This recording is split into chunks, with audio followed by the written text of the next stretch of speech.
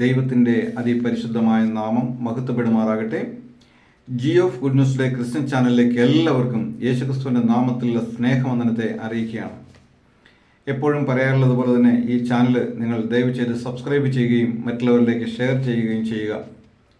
ഈ തലമുറയിൽ ദൈവത്തിൻ്റെ ഒരു വിശ്വസ്ത പ്രവാചകനായിട്ട് നിന്നുകൊണ്ട് ദൈവത്തിൻ്റെ പ്രവചന ദൂതുകളെ അറിയിക്കാൻ തക്കവണ്ണം കർത്താവിൽ ശരണപ്പെട്ട് ചെയ്യുന്ന ഒരു ശുശ്രൂഷയാണ് ഇത്. ദൈവവചനം ആനുകാലിക സംഭവങ്ങളുമായിട്ട് എങ്ങനെ പൊരുത്തപ്പെട്ടു പോകുന്നു, ദൈവവചനത്തെ അഴിച്ചു പഠിപ്പിക്കുന്ന അനേക ദൈവദാസന്മാരുള്ള ഈ തലമുറയിൽ, അനേക കള്ളപ്രവാചകന്മാരുള്ള ഈ തലമുറയിൽ ദൈവം ഈ എളിയവന് തന്ന ചെറിയ ശുശ്രൂഷയുമായിട്ട് നിൽക്കുവാൻ തക്കവണ്ണം ദൈവകൃപയിൽ ശരണപ്പെടുകയാണ്. അനേകം മറഞ്ഞിരിക്കുന്ന മർമ്മങ്ങൾ പലപ്പോഴും ഈ ചെറിയ മെസ്സേജിലൂടെ വെളിപ്പെടുത്തി കൊടുക്കുവാൻ തക്കവണ്ണം ദൈവം എന്നെ ഉപയോഗിച്ചിട്ടുണ്ട്. അതുകൊണ്ട് ഇത് ഒരു അനുഗ്രഹിക്കപ്പെട്ട ശുശ്രൂഷയും അനുഗ്രഹിക്കപ്പെട്ട ദൂതുമാണ്. എല്ലായിടത്തും കേട്ടുവരുന്നത് പോലെ നാളെ നിങ്ങളെ ദൈവം അനുഗ്രഹിക്കും, മറ്റന്നാൾ നിങ്ങളെ അനുഗ്രഹിക്കും, നിങ്ങൾക്കൊരു മാനസാന്തരത്തിൻ്റെ ആവശ്യമില്ല, നിങ്ങൾ യേശുവിൻ്റെ അടുക്കൽ വന്നാൽ മതി എന്ന് പറഞ്ഞ് പഠിപ്പിക്കുന്ന ഒരു പ്രസംഗമല്ല ഇത്. ഇതൊരു ചെറിയ മെസ്സേജ് ആണെങ്കിൽ കൂടിയും ദൈവവചനത്തിൻ്റെ പൊരുളുകളെ തിരിച്ച് പറയുന്നതും ഈ തലമുറയിൽ ദൈവത്തിൻ്റെ പ്രവചന ശബ്ദവുമായിട്ട് ഈ വചന ശുശ്രൂഷ മുന്നോട്ട് പോവുകയാണ്. അതുകൊണ്ട് അത് സബ്സ്ക്രൈബ് ചെയ്ത് കേൾക്കുന്നത് ഒരു അനുഗ്രഹം തന്നെ ആയിരിക്കും. ഇന്ന് നാം ചിന്തിക്കുവാനായിട്ട് പോകുന്ന ദൈവത്തിൻ്റെ വചനം സംഖ്യാപുസ്തകം 25-ാം അധ്യായത്തിൻ്റെ 8-ാമത്തെ വാക്യമാണ്. കയ്യിൽ ഒരു കുന്തമെടുത്ത് ആ ഇസ്രായേലിൻ്റെ പിന്നാലെ അന്തഃപുരത്തിലേക്ക് ചെന്ന് ഇരുവരെയും, ആ ഇസ്രായേലിനെയും ആ സ്ത്രീയെയും തന്നെ അവളുടെ ഉദരം തുളയും വണ്ണം കുത്തി. അപ്പോൾ ബാധ ഇസ്രായേൽ മക്കളെ വിട്ടുമാറി. കഴിഞ്ഞ ക്ലാസ്സിൽ 12 വർഷം രക്തസ്രാവക്കാരിയായിരുന്ന ഒരു സ്ത്രീ, അവളുടെ ബാധ ഒഴിഞ്ഞു പോയതിനെക്കുറിച്ച് നാം ചിന്തിക്കുകയുണ്ടായി. അതുമായിട്ട് യാതൊരു ബന്ധമുള്ളതല്ല ഇന്നത്തെ വിഷയം. ഇന്നത്തെ വിഷയം ഇസ്രായേൽ ജനം ശിത്യമിൽ പാർക്കുന്ന സമയത്ത് മോവാബ്യ സ്ത്രീകളുമായിട്ട് പരസംഗം ചെയ്യുകയും തങ്ങളുടെ ദേവന്മാരിലേക്ക് അവരെ സ്ത്രീകൾ വശീകരിക്കുകയും അങ്ങനെ അവർ ബാൽ പേരിനോട് ചേർന്ന് അവർക്ക് പൂജകൾ കഴിക്കുകയും ആ വിഗ്രഹങ്ങൾക്ക് മുൻപിൽ അവർ തങ്ങളെ തന്നെ ഏൽപ്പിക്കുകയും ചെയ്യുന്ന സന്ദർഭങ്ങൾ ഉണ്ടായപ്പോൾ ദൈവം വലിയ ക്രോധത്തോടെ എഴുന്നേൽക്കുന്നത് നമുക്ക് കാണുവാൻ സാധിക്കും.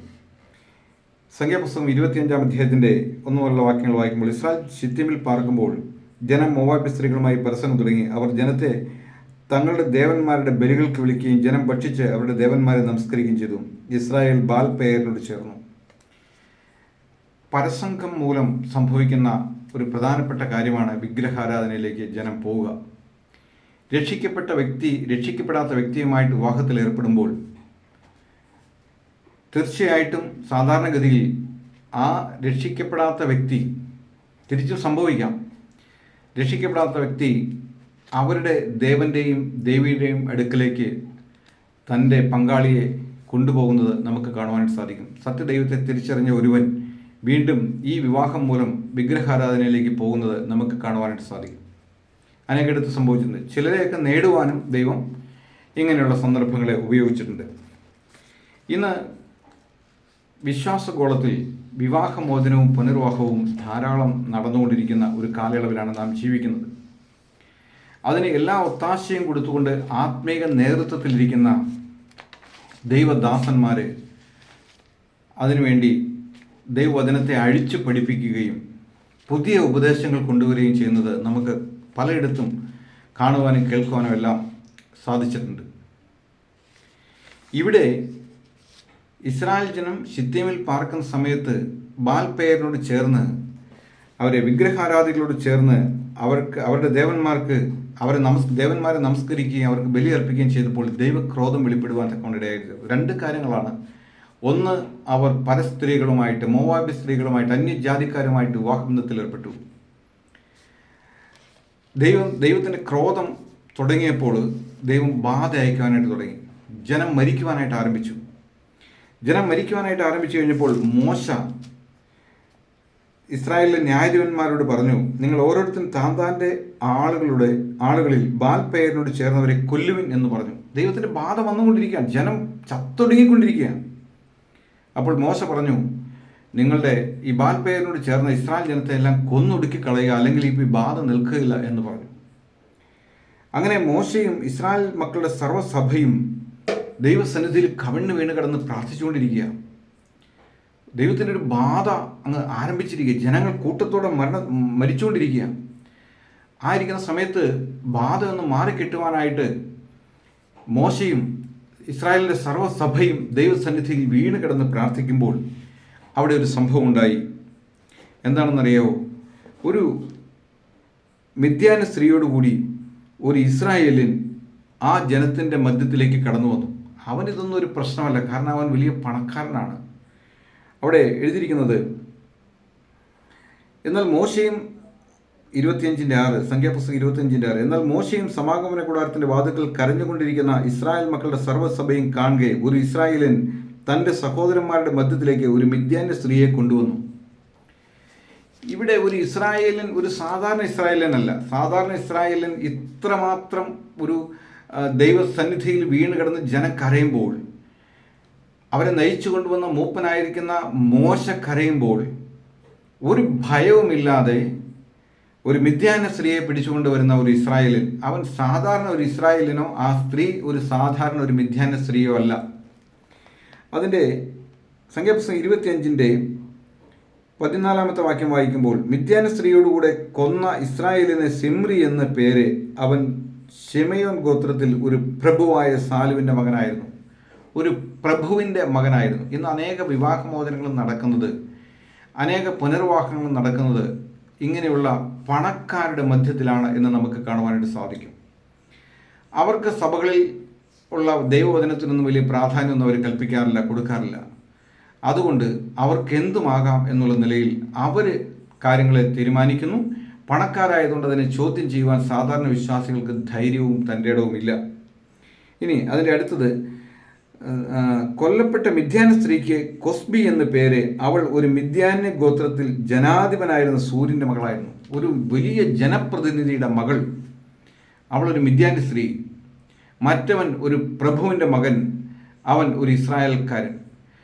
മോശയും ഇസ്രായേലിൻ്റെ സർവ്വസഭയും ദൈവത്തിൻ്റെ ബാധ ഇസ്രായേൽ ജനത്തെ വിട്ട് നീങ്ങുവാൻ ദൈവസന്നിധിയിൽ വീണ് കിടന്ന് കരയുമ്പോൾ യാതൊരു ഭയവുമില്ലാതെ ഒരു പ്രഭുവിൻ്റെ മകനും ഒരു മിദ്യാന്യ ജനാധിപൻ്റെ ഒരു വലിയ ഒരു അധികാരിയുടെ മകൾ കൊസ്ബി എന്ന പേരുള്ള ഒരു മിദ്യാന്യ സ്ത്രീയുമായിട്ട് കൂസലില്ലാതെ നടന്നു കയറുകയാണ്. ഇന്ന് നമുക്ക് അനേക സഭകളിൽ ഇത് കാണുവാനായിട്ട് സാധിക്കും.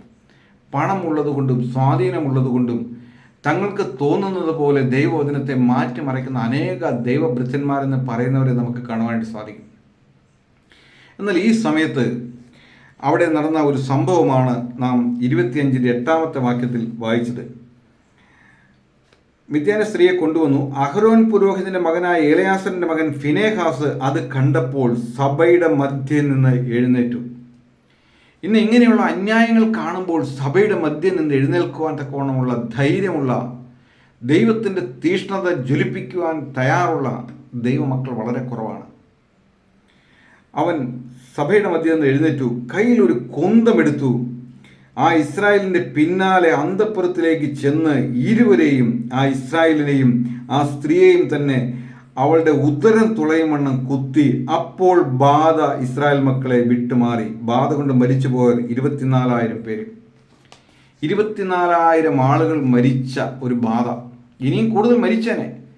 പക്ഷേ ഇനിയും മരണം സംഭവിക്കുന്നതിന് മുമ്പ് ഈ അന്യായം പ്രവർത്തിച്ച ആ പ്രഭുവിൻ്റെ മകനെയും ആ ജനാധിപതിയുടെ മകളെയും ഒരുത്തൻ ചെന്നിട്ട് കുന്തമെടുത്ത് കുത്തി ഉദരം തുളയും വരെ കുത്തിക്കൊന്നു.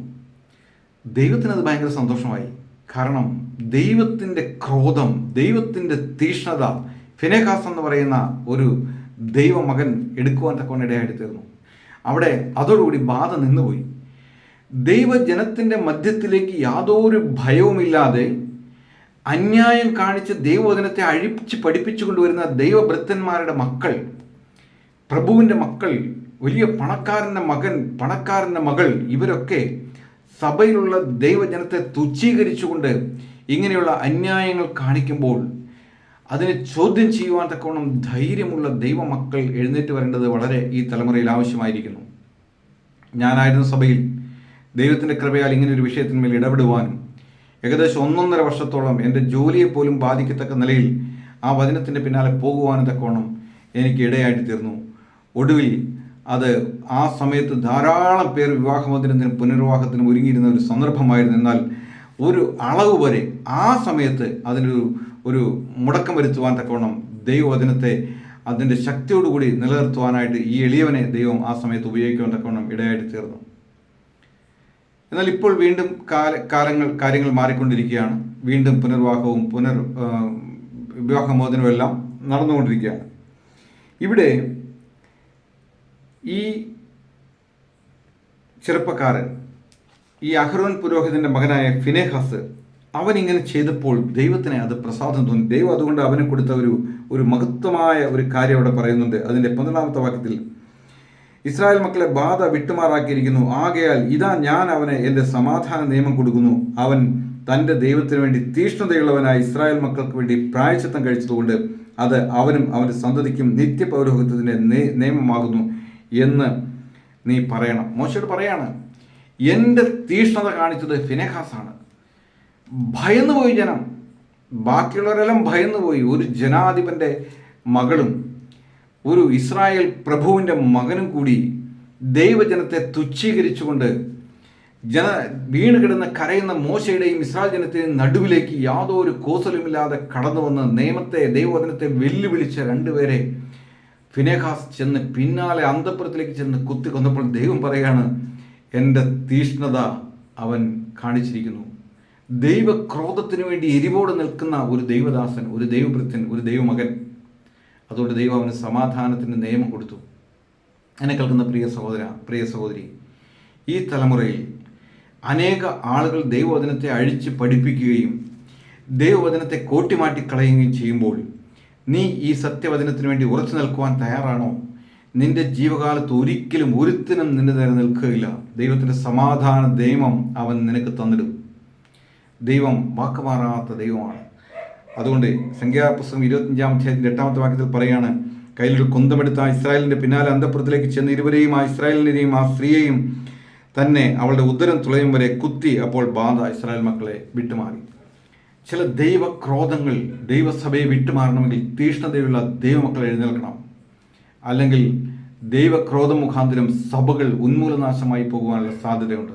അതുകൊണ്ട് എന്നെ കേൾക്കുന്ന പ്രിയ സഹോദര, പ്രിയ സഹോദരി, ദൈവവചനത്തിന് മുമ്പാകെ നമ്മളെ തന്നെ താഴ്ത്തുകയും കർത്താവേ, ഈ തലമുറയിൽ നിന്റെ വചനത്തിനു വേണ്ടി ധൈര്യത്തോടെ നിൽക്കുവാനുള്ള കൃപ ഞങ്ങൾക്ക് തരികയും ചെയ്യണമേ എന്ന് നമുക്ക് പ്രാർത്ഥിക്കാം. നമ്മുടെ ദൈവം വാക്കുമാറാത്ത ദൈവമാണ്. ഇന്ന് ഈ വചനങ്ങളാൽ ദൈവം നമ്മെ ഓരോരുത്തരെയും സഹായിക്കട്ടെ. നീ ഒറ്റയ്ക്കല്ല, നിന്റെ കൂടെ ദൈവമുണ്ട്, നിന്റെ കൂടെ ദൈവത്തിൻ്റെ ദൂതന്മാരുണ്ട്, നിന്റെ കൂടെ ശേഷിപ്പിച്ച് വെച്ചിരിക്കുന്ന 7000 പേരെ പോലെ അനേക ദൈവമക്കൾ അവിടെയും ഇവിടെയും എല്ലായിടത്തുമുണ്ട്. അതുകൊണ്ട് നിന്റെ സഭയിൽ നീ ഒറ്റയ്ക്കായിരിക്കാം സത്യത്തിന് വേണ്ടി നിൽക്കുന്നത്. നീ ഉറപ്പും ധൈര്യമുള്ളവനായിട്ട് നിൽക്കുക. ദൈവം നിന്നെ കരുതിക്കൊള്ളും. എത്ര വലിയ പ്രഗത്ഭന്മാരും എത്ര വലിയ പണക്കാരും എത്ര വലിയ പ്രഭുക്കന്മാരും എത്ര വലിയ ഉന്നത സ്ഥാനങ്ങളിലിരിക്കുന്നവരും നിന്റെ സഭയിലുണ്ടായി ദൈവവചനത്തെ അഴിച്ച് പഠിപ്പിക്കുമ്പോഴും നീ സത്യവചനത്തിന് വേണ്ടി നിൽക്കുമെങ്കിൽ തീർച്ചയായിട്ടും ദൈവം ഈ തലമുറയിൽ നിന്നെ മാനിക്കുകയും വരും നാളുകളിൽ ദൈവസഭയെ എടുത്ത് മഹത്വത്തിലേക്ക് പ്രവേശിപ്പിക്കുമ്പോൾ അവിടെ നിനക്ക് രാജകീയമായ പദവികൾ ദൈവം തരികയും ചെയ്യും. എന്നീ വചനങ്ങളാൽ ദൈവം നമ്മെ ഓരോരുത്തരെയും അനുഗ്രഹിക്കട്ടെ. കർത്താവിൻ്റെ വലിയ നാമം എന്നും എന്നേക്കും വാഴ്ത്തപ്പെടുമാറാകട്ടെ. നമുക്ക് പ്രാർത്ഥിക്കാം. ഞങ്ങളുടെ സ്വർഗീയ നല്ല പിതാവായ ദൈവമേ, ഈ നല്ല വചനത്തിനായിട്ട് നല്ല ദിവസത്തിനായിട്ട് ഞങ്ങൾ അങ്ങേ സ്തുതിക്കുന്ന കർത്താവേ. അങ്ങയുടെ വചനം സ്വർഗത്തിൽ നിന്നേക്കും സ്ഥിരമായിരിക്കുന്ന വചനമായതുകൊണ്ട് സ്തോത്രം കർത്താവേ. അതിലെ ഒരു വള്ളിയെങ്കിലും പുള്ളിയെങ്കിലും മാറ്റിക്കൂടാ എന്ന് അവിടുന്ന് പറഞ്ഞിട്ടുണ്ട് കർത്താവേ. അതിനെ അഴിച്ചു പഠിപ്പിക്കുന്നവന് സ്വർഗീയ പർദീസിൽ ഓഹരി നഷ്ടപ്പെടുമെന്ന് അവിടുന്ന് പറഞ്ഞിട്ടുണ്ട് കർത്താവേ. സത്യവചനത്തെ യഥാർത്ഥമായിട്ട് പ്രസംഗിക്കുവാനും സത്യവചനത്തെ യഥാർത്ഥമായിട്ട് സ്നേഹിക്കുവാനും ഈ തലമുറയിൽ നിൽക്കുവാൻ വചനം കേട്ട അങ്ങയുടെ മക്കളെയും അടിയനെയും അങ്ങ് കരുതിക്കൊള്ളുമാറാകണമെന്ന് പ്രാർത്ഥിക്കുന്ന കർത്താവേ. ദൈവമേ, ഈ തലമുറയിൽ സത്യവചനത്തിന് വേണ്ടി നിൽക്കുവാൻ, എരിവോടെ നിൽക്കുവാൻ, തീഷ്ണതയോടെ നിൽക്കുവാൻ കർത്താവ് ഞങ്ങളെ സഹായിക്കണമേ കർത്താവേ. ദൈവമേ, ആ പൗലോസ് അപ്പോസ്തലൻ അവൻ കർത്താവെ അവൻ ഒരു പ്രത്യേക സ്ഥലത്തേക്ക് സുവിശേഷം അറിയിക്കുവാനായിട്ട് ചെന്നപ്പോൾ കർത്താവെ അവിടെ വിഗ്രഹങ്ങളെ കണ്ട് അവൻ്റെ ഹൃദയത്തിൽ ചൂട് പിടിച്ചു എന്ന് ഞങ്ങൾ വായിക്കുന്നു കർത്താവെ. ഈ തലമുറയിൽ ദൈവവചനത്തിന് വിരോധമായ കാര്യങ്ങളെ കാണുമ്പോൾ ഞങ്ങളുടെ ഹൃദയത്തിൽ ചൂട് പിടിക്കുവാൻ, ഞങ്ങളുടെ ഹൃദയത്തിൽ തീക്ഷ്ണതയുണ്ടാകുവാൻ തക്കോണം ഞങ്ങളെ പരിശുദ്ധാത്മാവ് ബലപ്പെടുത്തുകയും സഹായിക്കുകയും ചെയ്യുമാറാകണമെന്ന് പ്രാർത്ഥിക്കുന്നു കർത്താവേ. അനേകർ ഞങ്ങൾക്കെതിരായി തീർന്നേക്കാം, അനേകർ ഞങ്ങളെ ഒറ്റപ്പെടുത്തിയേക്കാം, എന്നാൽ ദൈവം അനുകൂലമെങ്കിൽ ആര് പ്രതികൂലം എന്നങ്ങയുടെ വചനം പറയുന്നു കർത്താവ്. ഇന്ന് വചനം കേട്ട ഓരോ മക്കളെയും കർത്താവ് അനുഗ്രഹിക്കണമേ കർത്താവേ. പ്രത്യേകിച്ച് കർത്താവേ, ഈ ചാനൽ സബ്സ്ക്രൈബ് ചെയ്തിരിക്കുന്ന ഓരോരുത്തരെയും കർത്താവ് അനുഗ്രഹിക്കണമെന്ന് പ്രാർത്ഥിക്കുന്നു കർത്താവേ.